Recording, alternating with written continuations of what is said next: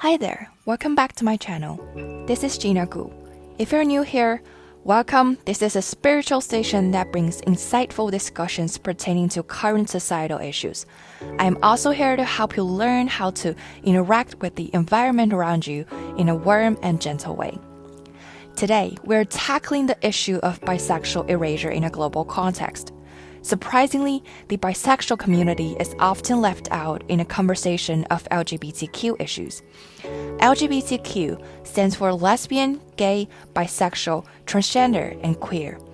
Throughout the past centuries, they have gained legal rights for marriages and reduced biases significantly in some parts of the globe. Yet, they are experiencing considerable amounts of criticisms and misunderstandings from the environment. There is a still long way to go. Even though the LGBTQ community shares some common struggles, it is actually not a homogeneous group. Each individual who is categorized into sexual and gender minorities has a unique experience. In the case of people who identify as bisexuals, they often face different struggles compared to the lesbian and gay community.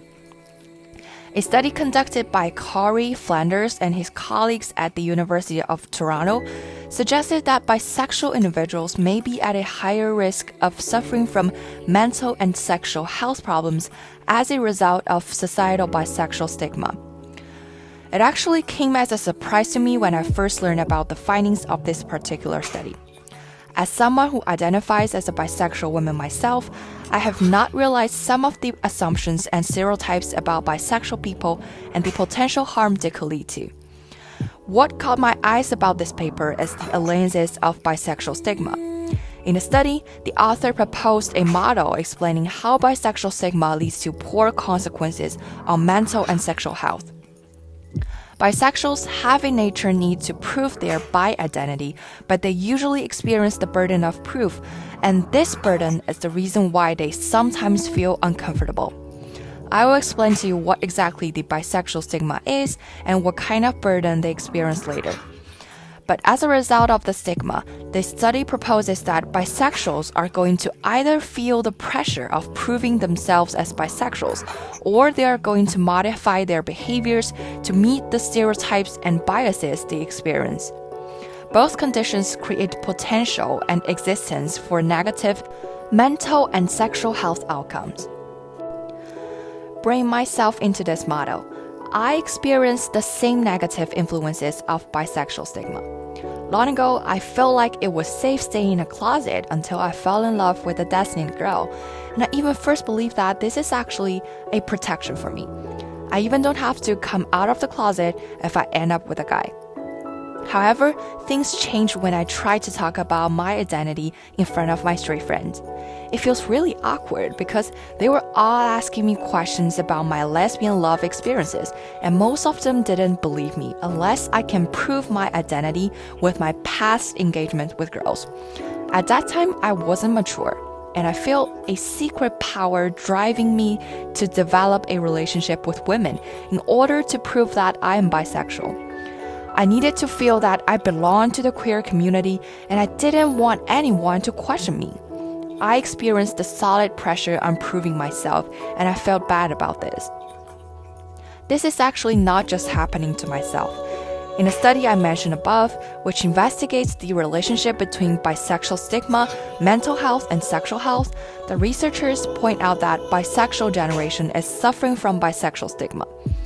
Please don't be freaked out when I talk about science, because the results of the research can perfectly answer two questions that we concern. Where does stigma come from, and why is it leading to worse mental and sexual health? Bisexual erasure and stereotypes are two major causes of bisexual stigma. Firstly, some people may believe that the identity of bisexual is not a final state and it is transitional. They believe that bisexual people will later become gays or lesbians after they experience enough to make decisions of their identity. There are some interesting yet pathetic conversations recorded in this experiment. When the participants talk about the difficulties they face in their relationships, One of the participants said from her experience that, I think that if a bisexual woman would go out to with a man, it's like, oh, is she straight now? Will she become straight now? Is she going to stay with a man, or is she still bisexual? And that's kind of contested among people around you. When they expressed their feelings and experiences, other participants around them shared audibly the same frustration. If I was there in an experiment, I would definitely involve myself with them as well. Yes, bisexuals will sometimes easily be perceived as monogamous when they are engaged in romantic relationships with only one person or identity. In these moments, they will struggle to prove themselves to the surroundings that they are still bisexual, not straight or lesbian. In addition, bisexuals are sometimes perceived as hypersexual. People may think that they are compulsive in sexual behavior, and even worse, bisexuals are seen as sluts because they are not satisfied with monosexual relationships. People always have all kinds of questions towards bisexual identities, and bisexuals indeed experience heavy pressure to prove their identity. Even worse, some of them may even feel self-hated due to their bisexual nature. When people question them more, they feel more pressure or responsibility to prove themselves against their stereotypes, and this weakens their self-confidence of their identity. Finally, bisexual people are having pressure to be queer enough to show that they are interested in both male and female. As LGBTQ members, they feel like they have some kind of privilege or umbrella, making them special. They feel like they have to come out. Thus, they are driven to prove themselves that they are engaged in sexual or romantic behavior with men and women equally in order to maintain their identity. Telling from one of the bisexual participants' experience, she was asked that, have you ever slept with a woman? No? So how do you even know? And she felt like there's a need to seek this out and have sex with women to prove herself as a bisexual. Even without knowing the risk of involving with lesbian sex, she still feels that pressure. Having sex with both genders is kind of in a checklist of bisexuality development, and some bisexuals experience such pressure, consequently engaging themselves with risky sex behaviors. This results in worse mental and sexual health. When bisexuals experience pressure, they will have worse mental states. Sometimes they will literally change their behavior and blend themselves with the stereotypes and biases. Briefly saying, there is a case that people believe that bisexuals don't have monogamous relationships. Sometimes bisexuals may try to meet up with such stereotypes and introduce other people into their relationships when they are in one-on-one relationship. In addition, when bisexuals engage with a new identity, bisexuals will have pressure on disclosing their identity to the public if they are perceived as heterosexual or homosexual before. Finally, bisexual is thought to be more knowledgeable on sexual topics. They may pretend to be knowledgeable on sex in front of their friends. To be short, bisexuals experience burdens of proofs with respect to their bisexual identity, and this leads to worse mental and sexual health. When I read through these results discussed above, I feel as suffocating as you do. There are so much pressure and so many terrible consequences followed by these mentally catastrophic pressures. I feel like all of us have to know how to solve such pain and suffer among this quote-unquote erased group of minority studies. How can we let this bisexual not to feel such stigma and give them a friendly environment that won't cause worse health outcomes? What should we do to make them feel better? As the study proposes, the first solution is through education. We can introduce the right knowledge of bisexuals to children or teenagers, even college students, through their education. In addition to addressing the right way to treat gays and lesbians, the school should also tell students about things like bisexuality doesn't mean having histories of romantic behavior with both gender, and they are definitely not slut or have to engage with both sex to prove their identity. They do not have to prove anything to anyone. And as a friend of bisexuals, we should not ask them questions like, how do you know you are bisexual? Have you ever slept with a girl? Or have you ever slept with a guy? How could I trust that?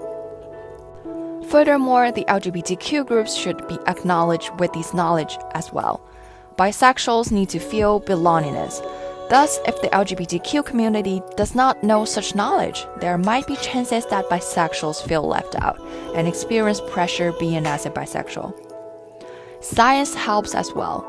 If you happen to be a researcher or scholar who is willing to study humanity, social science, psychology, etc., you may want to focus on studying such topics. How do these factors mentioned in the previous talk influence bisexuals' mental and sexual health?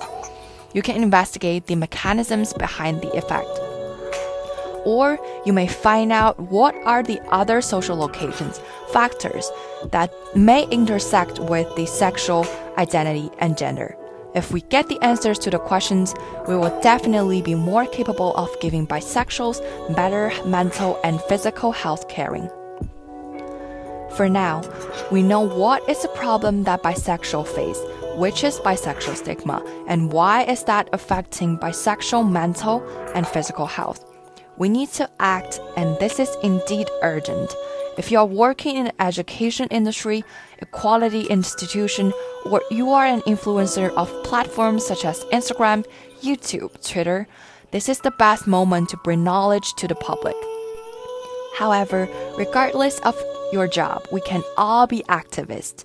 You will make things a lot easier even if you just tell one of your friends or bisexual people around you that they do not have any responsibility to prove themselves. Please bring your kindness and care to the minority groups who need help and support.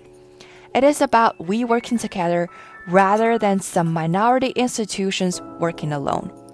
You can simply bring this knowledge up when you're having casual talks with your friends. It definitely helps, and I believe every bisexual person, young or aged, male or female, will be solely thankful for your support. Finally, don't forget to subscribe to the channel and come back when new talks are available. You can also send me private messages if you have any interested topics. Again, this is Gina, and I will always be supportive of your knowledge and spiritual growth. This is the end of the talk. Thanks for listening.